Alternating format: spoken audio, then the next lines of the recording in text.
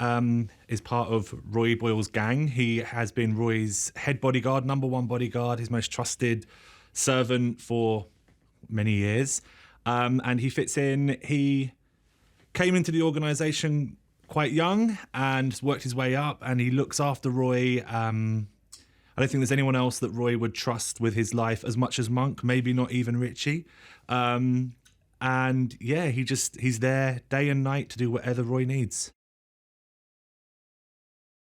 In terms of the gang, the dynamic with Roy, Richie, Monk and Francis, they've all been around each other for years and years and years. Obviously, Richie's grown up around the likes of Monk and Francis and gang members, and some have been and gone for whatever reason.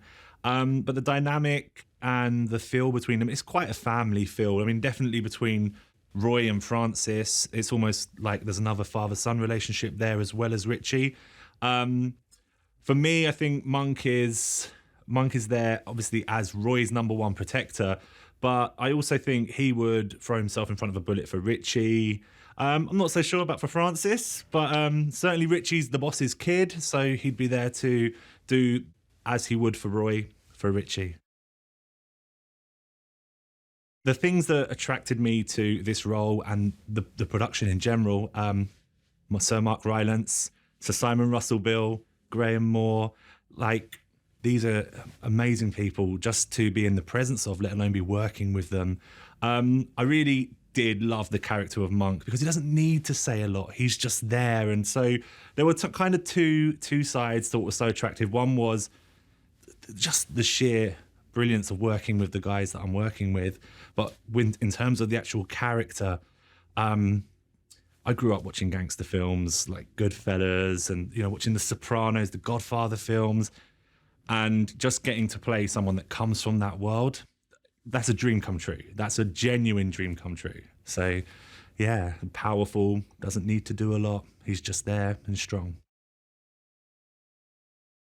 The outfit, the organisation itself that's referred to in the film, as Roy refers to it as the United Nations of the underworld, of the criminal gangs right the way across America. When Al Capone died, his crew, his family spread out. And so you've got, as Roy says, you've got the guys over on the East Coast, the guys on the West Coast, all the way through the whole of the States. And it is like their UN. It's like anything happens to one, everyone's there to back them up. And to be part of that for Roy and his crew, it's just like stepping up. It's stepping up and becoming big time, becoming the real deal. No longer are we just big in Chicago. Now we've got power and we've got connections across the whole of the United States. The rivalry between Roy's gang and the LaFontaines, I think the biggest problem is they're kind of an amateur, shoddy bunch. They don't have the same moral standing that Roy does. Roy's a neighborhood guy. He's a stand-up guy. He's come up from the bottom. He's built the family.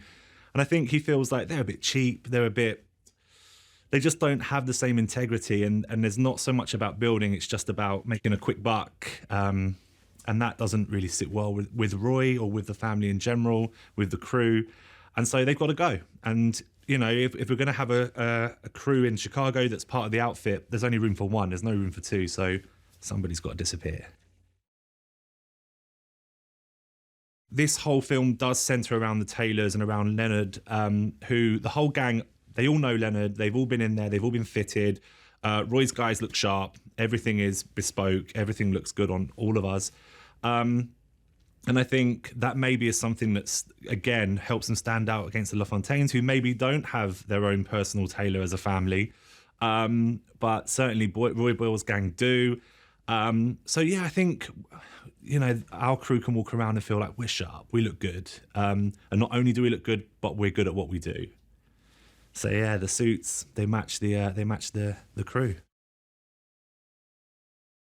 Working with Mark, Simon, Johnny has just been everything I hoped it would be. Just watching them, observing them, as well as working with them, there's a lot you can learn. And straight away yesterday was something that I picked up from something Mark did that I'd never really thought of, and it was just really nice that I don't think you can ever go into any job thinking you know everything. And certainly if you're working with these guys who have done everything and won every award going and been part of everything you can imagine, you have to know, like, there's a lot I can learn here. And so as much as I'm enjoying the part of acting and being part of that side, I'm really loving just watching them. And they are such amazing professionals, all of them. There's no egos, there's no divas here. It's just from all the way through the crew and the cast, everyone has just been really lovely. But working with Johnny, Mark, Simon, it's an absolute treat. And it's just, it's a real learning process as well, of learning how they do things and all do different things. And, you know, Mark really puts everyone at ease, and Simon is really friendly and jolly, and Johnny is just really focused and really, you know, he's always got time to talk, but then, you know, he's really on it all the time as well. So it's kind of a real learning process. Working with Graham Moore, I was really aware of him from the Imitation Game and his huge success on that amazing film. And working with him has been a real treat. He's so calming, he's so sincere, and I think that's quite difficult to get that. He's really on the ball with the actual filming, with the actual direction and the project, but then he's really sweet and really, you know, really kind and generous. And he it's really nice to work with him because he is open to suggestions. He's open to collaborating and working with actors rather than just giving direction. And so in that sense, he's been absolutely like a dream to work with. He's just really, really, really, really calming, just really nice, and really reassuring. Makes you feel secure, makes you feel like if you want to try something, you can try it.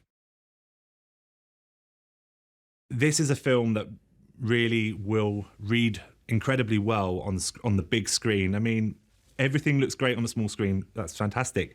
But this film, you've got Dick Pope, DP on, it's like cinematographer on this. His work is renowned. He's incredible. The design is just beautiful. Everything, the shot, the suit.